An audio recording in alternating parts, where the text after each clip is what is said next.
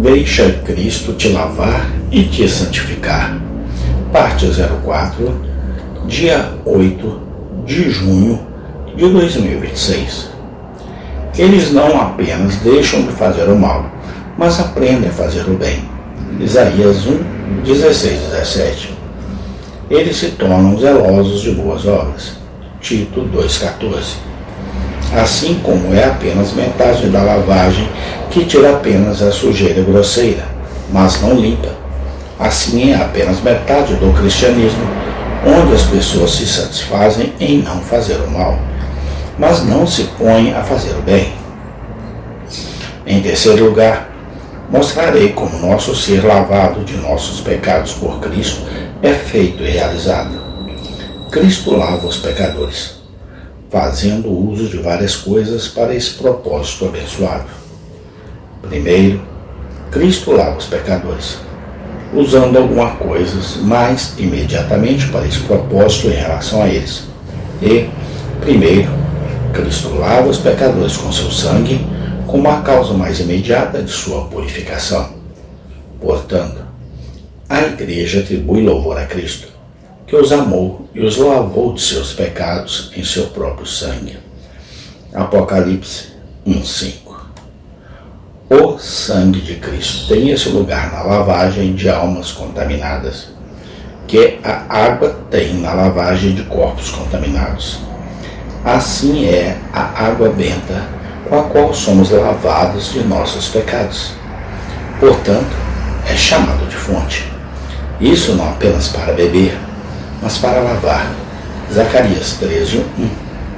Naquele dia haverá uma fonte aberta para a casa de Davi e para os habitantes de Jerusalém, para o pecado e por impureza, comparado com 1 João 1:7.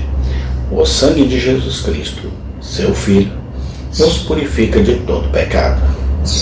Este sangue, sendo aplicado a alma poluída com o pecado, efetivamente remove a sujeira do pecado da alma. Para entender isso, essas coisas devem ser observadas. 1.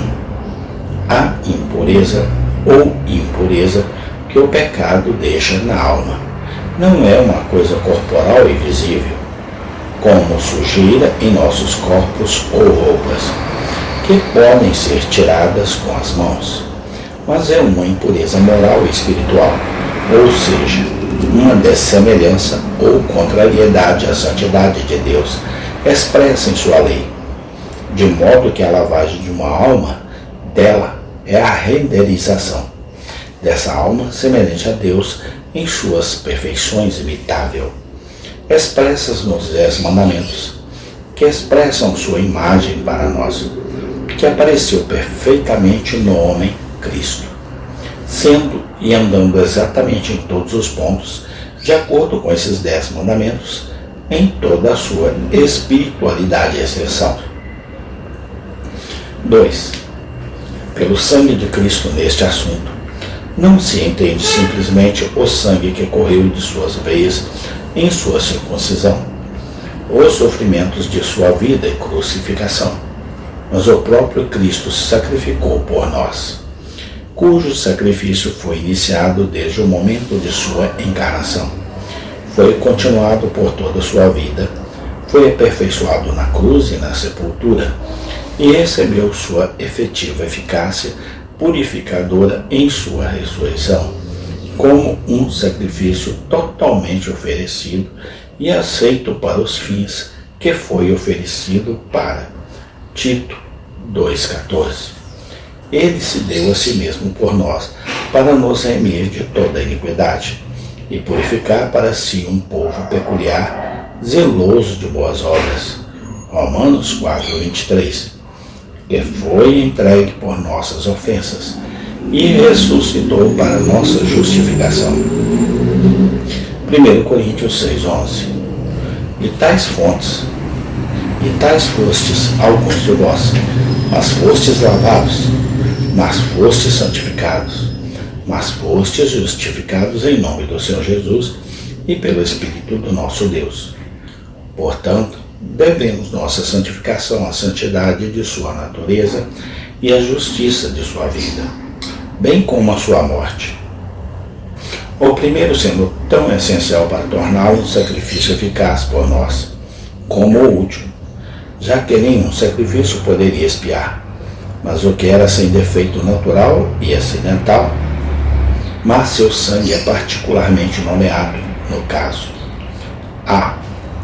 Para que a vida se extinga com o sangue em todos os seus rios, e assim no homem Cristo.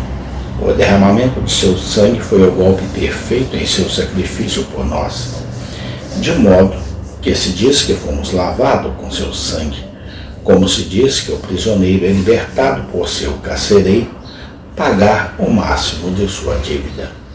Veja Romanos 1,17. Porque nele se revela a justiça de Deus de fé em fé, como está escrito, o justo viverá pela fé, comparado com Romanos 3,25, ao qual Deus propôs como sacrifício expiatório pela fé no seu sangue, para declarar a sua justiça para a remissão dos pecados.